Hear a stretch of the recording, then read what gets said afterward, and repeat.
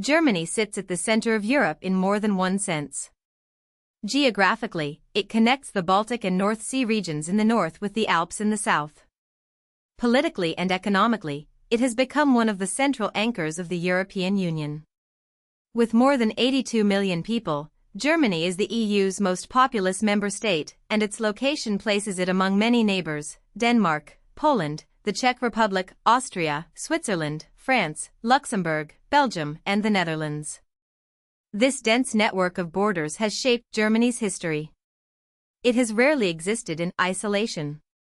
Trade, migration, warfare, religion, diplomacy, and culture have all crossed through the German lands for centuries, making the country a crossroads where European forces meet. Modern Germany is a federal republic made up of 16 constituent states. This federal structure is not just administrative detail, it reflects a long history in which German-speaking lands were often divided among kingdoms, duchies, cities, bishoprics, and regional powers. Berlin is the capital and the largest city, carrying enormous symbolic weight because of its role in Imperial Germany, the Nazi period, Cold War division, and reunification. Frankfurt, by contrast, is Germany's main financial center, a city associated with banking, the European Central Bank, and global markets. The Ruhr is the largest urban area, historically tied to coal, steel, heavy industry, and the industrial muscle that helped make Germany an economic power. Human settlement in the territory of modern Germany reaches far back into the Lower Paleolithic. Long before Germany existed as a nation, the region was home to different peoples, cultures, and tribal societies. From the Neolithic onward, Celts and later Germanic tribes became important parts of the story. The Romans called the broad region beyond parts of their frontier Germania, a name that would echo through later European history. But Germania was not a unified country. It was a Roman concept for lands and peoples beyond direct imperial control, associated with forests, tribal confederations, frontier conflict, and cultural exchange. This early period matters because it shows that Germany's identity developed slowly, over many layers, rather than appearing all at once. A major turning point came in 962, when the Kingdom of Germany formed the core of what became the Holy Roman Empire. Despite its name, the Holy Roman Empire was not a centralized modern state. It was a complex political structure made up of many territories with varying degrees of independence. Emperors claimed authority, but princes, cities, bishops, and local rulers held major power. This created a political culture of fragmentation.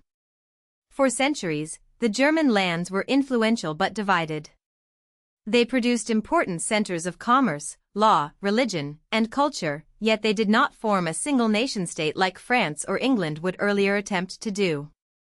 That long fragmentation shaped Germany's later struggle over unity.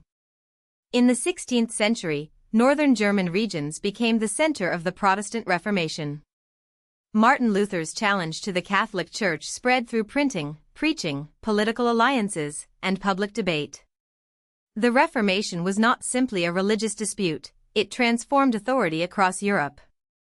In German territories, rulers and cities had to choose between competing religious and political loyalties.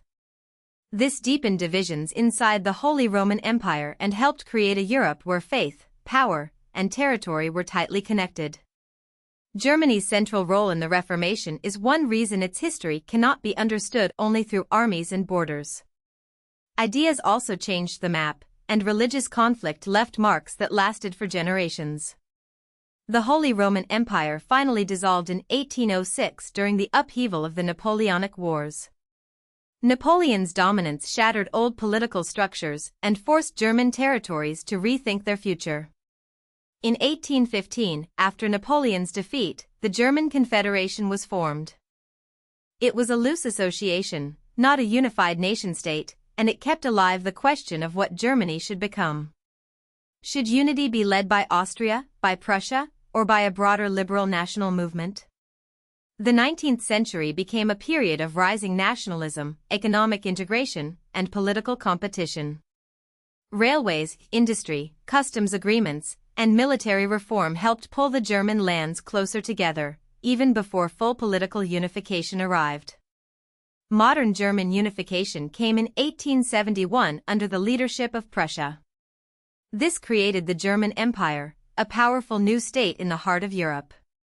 The unification was not simply a romantic national awakening, it was also the result of military victories, diplomatic strategy, and Prussian power politics. The new empire quickly became a major industrial and military force. Its rise changed the European balance of power. A unified Germany had the population, resources, industry, and strategic location to influence the entire continent. From this point forward, Germany was no longer a patchwork of separate territories. It had become a modern nation-state, and Europe had to adjust to its strength. After World War I, defeat and revolution ended the German Empire and brought the Weimar Republic. Weimar Germany was democratic, culturally vibrant, and politically fragile. It faced enormous pressures, war guilt, reparations, economic crisis, extremist movements, and public distrust. In 1933, the Nazi rise to power destroyed the republic and established a totalitarian dictatorship. This led to World War II and the Holocaust, one of history's greatest crimes. Any honest explanation of Germany must confront this period directly. It was not a side chapter, it reshaped Germany's identity, Europe's institutions, and the post-war international order. Modern Germany's political culture is deeply influenced by the determination not to repeat that catastrophe. After World War II, Germany was occupied by the Allied powers and eventually divided into two separate states in 1949. The Federal Republic of Germany, or West Germany, developed under Western alignment and became a founding member of the European Economic Community. The German Democratic Republic, or East Germany, became a communist Eastern Bloc state and a founding member of the Warsaw Pact. This division made Germany one of the central front lines of the Cold War. Berlin itself became a symbol of the global ideological split. Families, economies, political systems, and everyday lives were separated by borders, walls, and competing visions of society. The fall of communist rule in East Germany opened the path to reunification. On October 3, 1990, the former East German states joined the Federal Republic of Germany. Reunification was historic, emotional, and complicated.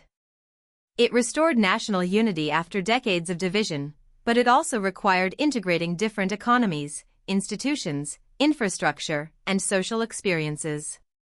The process was not simply a flag-raising moment. It involved enormous financial transfers, political decisions, identity questions, and long-term regional adjustment. Even today, some economic and social differences between Eastern and Western Germany remain part of national debate. Reunification shows Germany's ability to transform, but also the difficulty of healing historical fractures. Today, Germany is widely considered a developed country and a major power. It has the largest economy in Europe by nominal GDP and is one of the world's leading exporters and importers. German strength is tied to manufacturing, engineering, chemicals, automobiles, machinery, scientific research, and technological expertise. Its economic model is often associated with high-quality industrial production, skilled labor, export orientation, and regional business networks. Germany's power is not only military or political, much of it comes from industrial credibility and economic reliability. When global supply chains, European finances, or manufacturing trends shift, Germany is often directly involved. Because its economy is deeply connected to the world. Germany's influence also comes through institutions and culture. It is part of major international organizations and forums, and its role inside the European Union is especially important.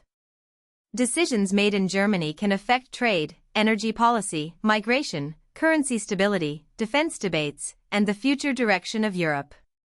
At the same time, Germany is not only an economic machine. It has 55 UNESCO World Heritage Sites, most of them cultural, reflecting centuries of architecture, music, religious history, urban life, and intellectual development. The story of Germany is therefore a story of layers: ancient settlement, imperial fragmentation, religious upheaval, national unification, catastrophe, division, reunification, and modern global influence. Its past is complex, but that complexity is exactly why Germany matters. If you found this helpful, please like this video and subscribe for more explainers.